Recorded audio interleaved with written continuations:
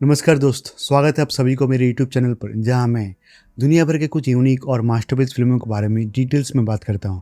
और आज हम बात करेंगे इंडियन पैरेलल सिनेमा की एक और मास्टरपीस फिल्म की, जो सिर्फ एक कहानी नहीं है बल्कि जज्बात और तन्हाई का एक गहरा एहसास है, जिसे देखने के लिए कोई भी मीलों तक चल सकता है। और मेरे लिए ये फिल्म भी ठीक वैसे एक फिल्म है। बात करेंगे मलयालम सिनेमा की एक और अनमोल रत्न मथिलुकल की, जो 1990 में प्रसिद्ध निर्देशक अदुर गोपालकृष्णन द्वारा बनाई गई थी। ये फिल्म भारतीय सिनेमा में अपनी गहराई, सिंपल कहानी और अच्छी फिल्म मेकिंग के लिए आज भी जानी जाती है। मलयालम शब्द मथिलुकल का मतलब है दीवार। ये फिल्म अपने लो बजट और सिंपल कहानी के बावजूद आर्ट ऑफ सिनेमा की ऊंचाई को छूती है। और आज हम बात करेंगे कि ये फिल्म मेकिंग की दुनिया में एक मास्टरपीस फिल्म है। आप अगर इस चैनल पर नए हैं तो मेरे चैनल को सब्सक्राइब करें ताकि मैं इस तरह की वीडियो आपके सामने ला सकूं। तो चलिए ये वीडियो शुरू करते हैं। फिल्म की कहानी की बात करें तो बहुत ही साधारण से एक कहानी है, जहाँ केरल के मशहूर राइटर वैकम मोहम्मद बशीर की ऑटोबायोग्राफी देखने को मिलता है, जो भारत के स्वतंत्र से पहले की कहानी हमें बताती है। वसीर, जो एक लेखक है लेकिन अंग्रेज के खिलाफ जाकर राजद्रोह के जुर्म में उन्हें जेल कैद होता है। वसीर एक जाने माने लेखक होने के कारण जेल में उन्हें बाकी कैदियों से अच्छी सुविधाएं मिलती है। और अंत में लेडीज जेल के नारायणी के साथ दीवार के उस पार के रिश्ते की कहानी दिखाती है। इस फिल्म को बहुत ही सिंप्लिसिटी और ह्यूमैनिटी के साथ अदुर गोपालकृष्णन ने दर्शाया है, और यही इसकी सबसे बड़ी खूबसूरती है। फिल्म की शुरुआती सीन जहां वसीर जेल में आते हैं, ये सीन देखने में तो बहुत ही साधारण है लेकिन गहरा है। इस सीन में वसीर के धीमे चलने के कारण जेल के वार्डन उसे तेज चलने को कहते हैं, और जवाब में वसीर कहते हैं, मेरे पास तो अभी बहुत समय है। इस सीन में अदुर गोपालकृष्णन ने वसीर के चेहरे के शांत मुस्कान और आत्मविश्वास को दिखाकर ये जताया है कि भले ही वो कैद में हो लेकिन उसकी आत्मा स्वतंत्र है। और ये सीन ये भी दिखाता है कि जेल की दीवारें कभी भी किसी की भावनाओं और विचारों को कैद नहीं कर सकती। ഇന്ന് വാർഡ് നടത്തിയ ഭയങ്കര തീവെട്ടിക്കൊള്ളയോ? ഇന്ന് ഞാൻ എന്ത് തീവെട്ടിക്കൊള്ള നടത്തി? വാർഡർ മരിക്കുന്നു. ആത്മാവ് ദൈവത്തിന്റെ മഹാസന്നിധിയിൽ ചെല്ലുന്നു. ദൈവം ചോദിക്കുന്നു.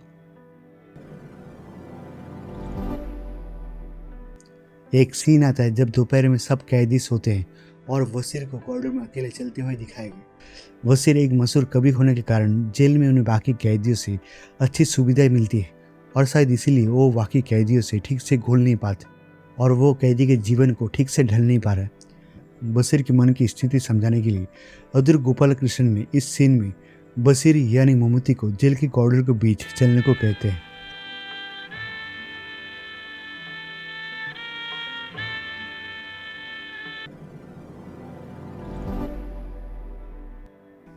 सर अदुर गोपालकृष्ण ने दीवार को बहुत ही अच्छे से मीठापुर के तौर पर रिप्रेजेंट किया है, बशीर और जेल के बाकी कैदियों के बीच में। बशीर को जेल में सभी सम्मान करते हैं, और ये देखते हुए एक कैदी बशीर से कहता है कि आपके साथ सभी इंस्पेक्टर अच्छे से बर्ताव करते हैं, और ये देखकर मुझे आपसे जलन होती है। आपको कोई मारा नहीं है और मुझे हर वक्त मार पड़ती है। ये सीन दिखाता है कि दो कैदियों के साथ जेल में अलग अलग बर्ताव किया जाता है। बशीर को जेल में वीआईपी जैसे फैसिलिटी मिलने के कारण बशीर और बाकी कैदियों के बीच में एक दीवार खड़ा होता है। इसके बाद मेरा एक पसंदीदा सीन आता है जहाँ एक कैदी को फांसी दी जाएगी, और उसकी आखिरी इच्छा पूरी करने के लिए बशीर को चाय बनाने के लिए कहा जाता है। बशीर चाय बनाकर वार्डन को देते वक्त साथ में एक बीड़ी भी देता है, ये सोचकर शायद उसे चाय पीने के बाद बीड़ी पीने की आदत होगी। जेल में आते वक्त ये बीड़ी ही उसका एकमात्र संबल था, और वो भी उस आदमी को दे देता है जिससे थोड़ी देर बाद फांसी दी जाएगी। ശീലം ഉണ്ടെങ്കിൽ ഈ ബീഡി കൂടെ വലിച്ചോളാൻ പറയൂ.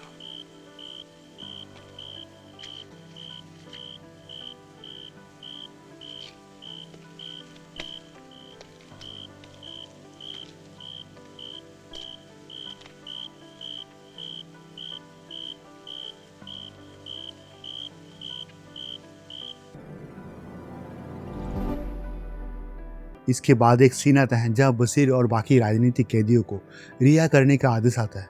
बशीर स्वाभाविक रूप से बहुत ही खुश होता है।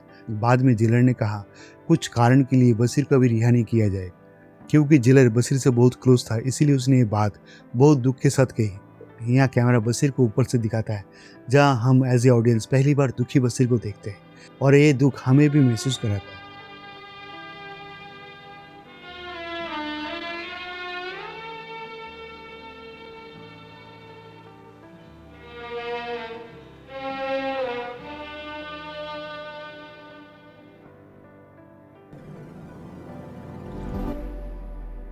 इसके तुरंत बाद एक बहुत ही खूबसूरत मेटाफोर दिखाया गया, जहां बशीर के साथी बशीर को अलविदा कहने आते हैं। और यहाँ पहली बार जेल की ऊंची दीवार दिखाया गया, जहां कुछ पंछी खुले आसमानों में बैठा हुआ। ये सीन दर्शाता है कि आज बशीर के अलावा सब कोई आज़ाद है, इन पंछियों की तरह।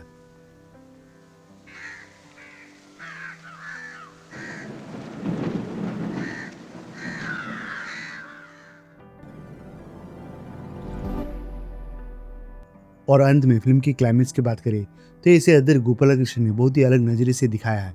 इस फिल्म में जेल के एक तरफ लड़कों का जेल और दूसरी तरफ लड़कियों का, और बीच में एक ऊंची दीवार, जहां बशीर दीवार की उस पार की एक अनजान औरत नारायणी की आवाज़ सुनती है और दोनों में गहरी दोस्ती शुरू होती है।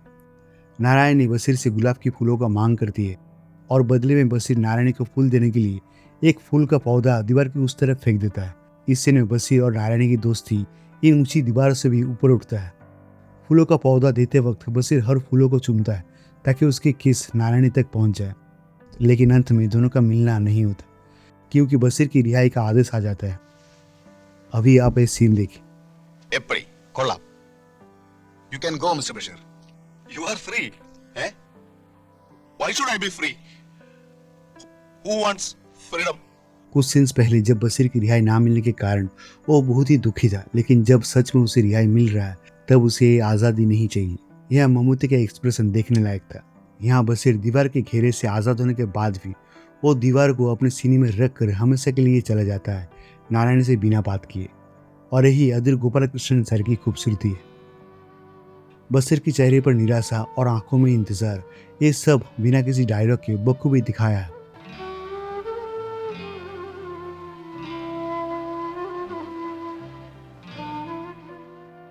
इस फिल्म की म्यूजिक और सिनेमाटोग्राफी बहुत ही खूबसूरत है। और एक्टिंग की बात करें तो इस फिल्म में ममूटी की एक्टिंग के लिए हमेशा याद रखा जाएगा, और उसी साल ममूटी को इस फिल्म के लिए नेशनल अवार्ड भी मिले।